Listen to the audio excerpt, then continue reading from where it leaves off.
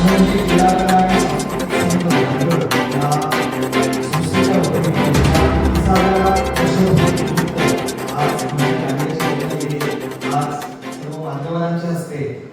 जो सन्मान करण्यात आला।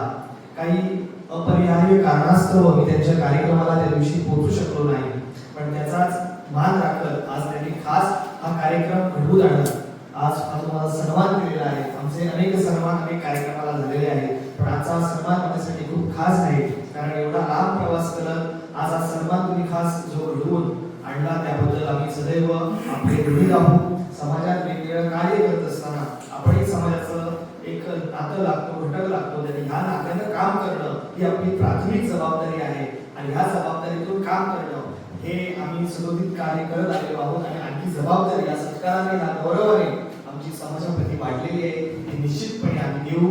आणि आपण हा खास सन्मान इथे स्मृतिचिन्ह, पुष्पगुच्छ आणि शाल जी घालून मी म्हणणार की ती मायेची शाल आहे, आणि ही जी माया तुमची जी आम्हाला तुम्ही दिलेली आहे ती आम्हाला खूप आहे।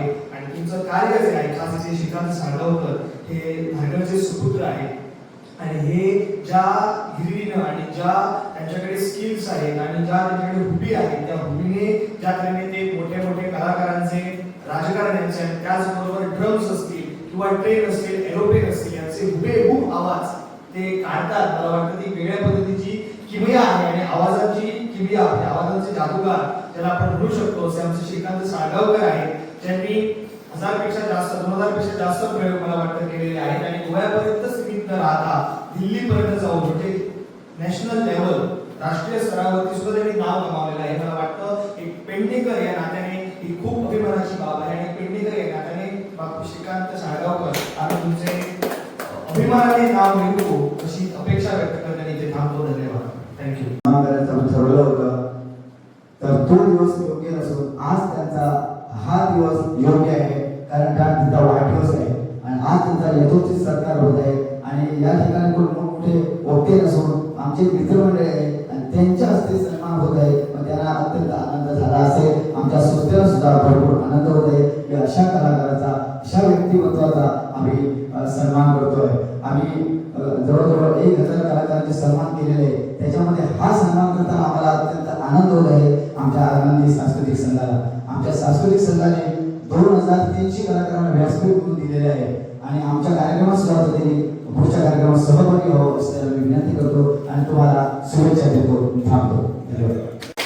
तसेच त्यांना स्मृतिचिन्ह आणि पुष्पगुच्छ देऊन त्यांचा सन्मान करावा।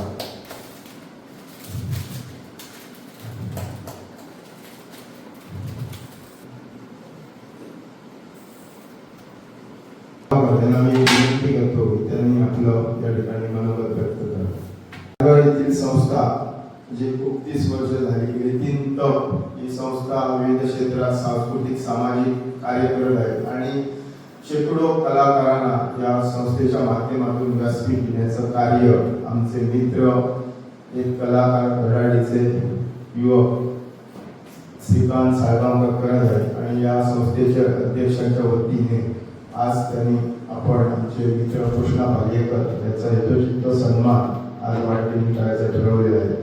आज हा सन्मान आनंदी क्रीडा कला आणि सांस्कृतिक संघ चितोळे धारगड यांच्या वतीने होत आहे, त्याचा आम्हाला सार्थ अभिमान आहे। आमचे चांदे रसापूरचे माजी सरपंच, विद्यमान पंचायत सदस्य, सामाजिक कार्यकर्ते तुळशीदास नवास यांना विनंती आहे की त्यांनी आज शाल, स्मृतिचिन्ह असं प्रमाणपत्र देऊन कृष्णा यांचा